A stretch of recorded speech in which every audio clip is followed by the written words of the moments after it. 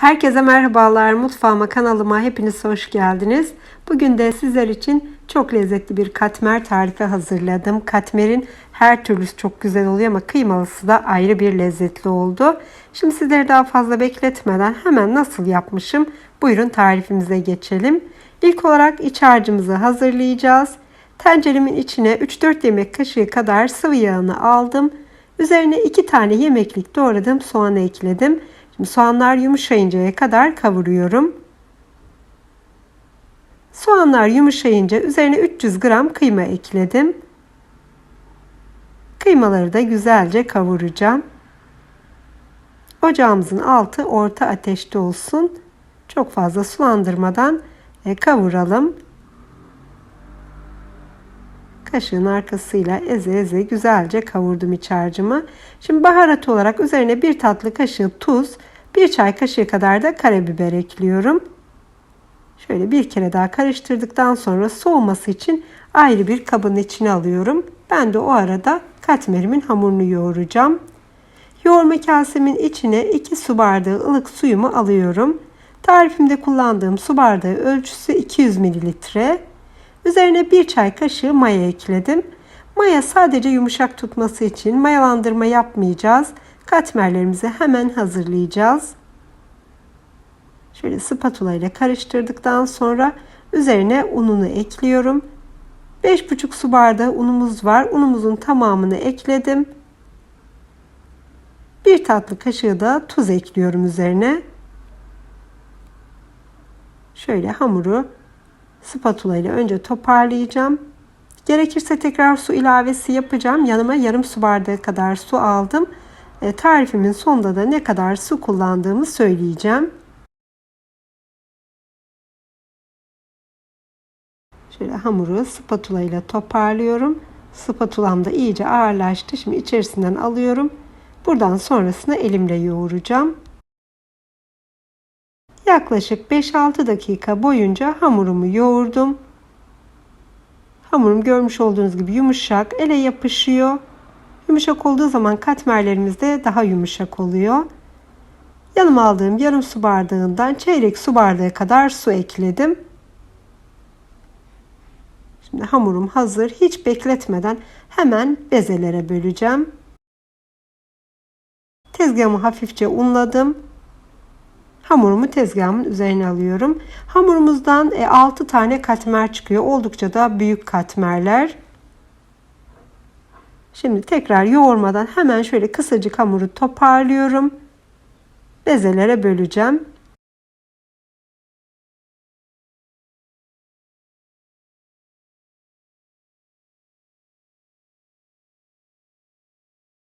Hamur oldukça yumuşak. Şöyle eşit tutmaya çalışarak 6 tane beze hazırlıyorum.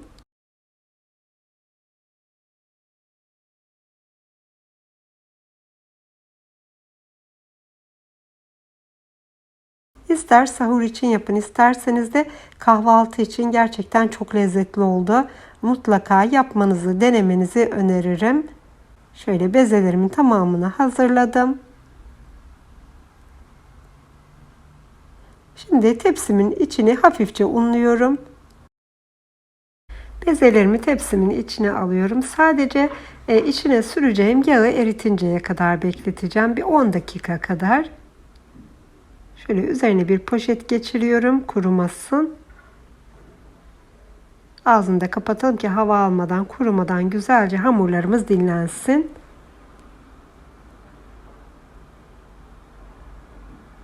Hamurlarımızı 10 dakika kadar dinlendirdik.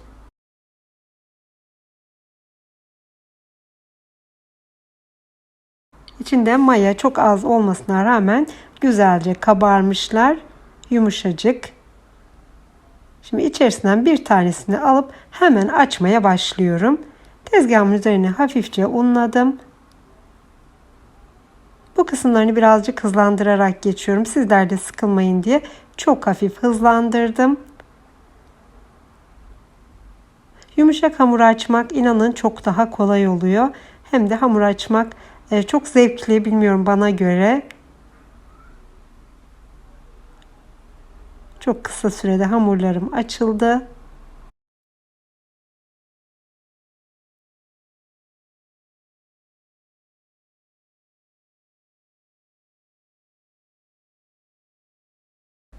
Şimdi bunu bir kenara alıyorum.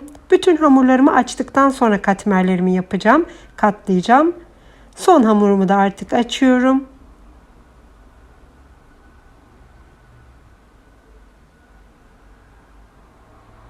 Şöyle görmüş olduğunuz gibi inceliği de. Tekrar son açtığım hamuru tezgahımın üzerine alıyorum. Katmerlerimi yapmaya başlıyorum. Yufkalarımın tamamını açtım, hazırladım. Şimdi iç harcım da iyice soğudu. İç harcım hazır. Katmerimizin arasına süreceğimiz yağda 120 gram kadar yağı erittim, tereyağını. Üzerine bir çay bardağı sıvı yağ ekliyorum. Tamamen tereyağıyla yapabilirsiniz ya da tamamen sıvı yağıyla da yapabilirsiniz. Karışık olduğu zaman birazcık daha lezzeti artıyor. Şimdi açtığımız hamurun üzerine 2-3 yemek kaşığı kadar yağdan dökelim. Şöyle her yerine değsin yağ. İster fırçayla sürün, ister elinizle ya da benim gibi böyle hamuru katlayarak da her yerini yağlayabilirsiniz. Hamurun her yerine yağ değsin.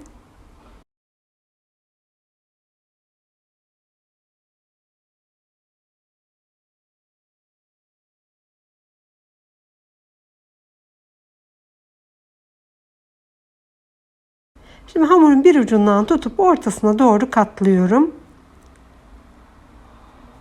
Karşı taraftakini de diğerinin ucuna doğru katlıyorum hamurumun. Şimdi bu kısmına iç harcımızdan koyacağız. 2-3 yemek kaşığı kadar iç harcımızdan koyalım. İsterseniz peynirli de yapabilirsiniz, patatesli de, ama iç harçlı katmerde inanılmaz derecede gerçekten güzel oluyor. Şimdi iç harcımı koydum.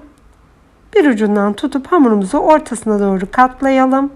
Diğer ucunu da onun ucuna doğru birleştirelim. Kare formu vereceğiz. Katmerimi hazırladım. Şimdi bütün katmerlerimi aynı şekilde hazırladıktan sonra pişireceğim. Çok uzamaması için bu kısımlarını birazcık yine kısalttım. Şimdi tavamı ocağımın üzerine koydum. Son katmerimi hazırlarken tavam da iyice ısındı. Isınan tavamızın içine katmerimizi aldım. Ocağımızın altı yüksek ateşte olsun. Kısık ateşte olursa katmerlerimiz kurur. Şöyle ara ara çevirelim. Ne kadar çok çevirirsek hem o kadar yumuşak oluyor hem de her tarafı o zaman eşit pişiyor. Şöyle yağının az gördüğüm yerlerine hafifçe yağlıyorum.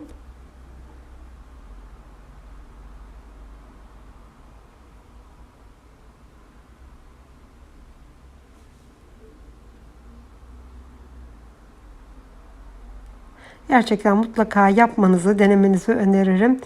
Çok güzel kokular sardı mutfağı yaparken de. Şöyle pişen katmerimi alıyorum.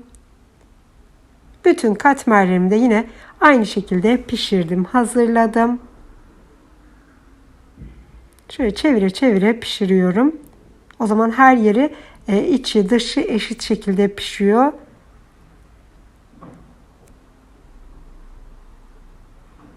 Sık sık çevirelim katmerlerimizi pişirirken. Katmerlerimin tamamı pişti. Şimdi hazır. Görmüş olduğunuz gibi yumuşacık, arkası önü bütün katmerlerimin çok güzel bir şekilde pişti. Mutlaka yapmanızı öneririm. Yapan, yiyen herkese şimdiden afiyet olsun. İster sahura yapın, ister kahvaltı için yapın. Her türlü, ister çay saatiniz için, her türlü çok güzel bir katmer oldu. Şöyle katmerimizin bir tanesini bölelim. İçinin de nasıl piştiğini hep birlikte görelim. Sizler buraları izlerken ben de bir tarifimin daha sonuna geliyorum. Yeni tariflerde görüşünceye kadar kendinize çok iyi bakın. Hoşça kalın. Allah'a emanet olun.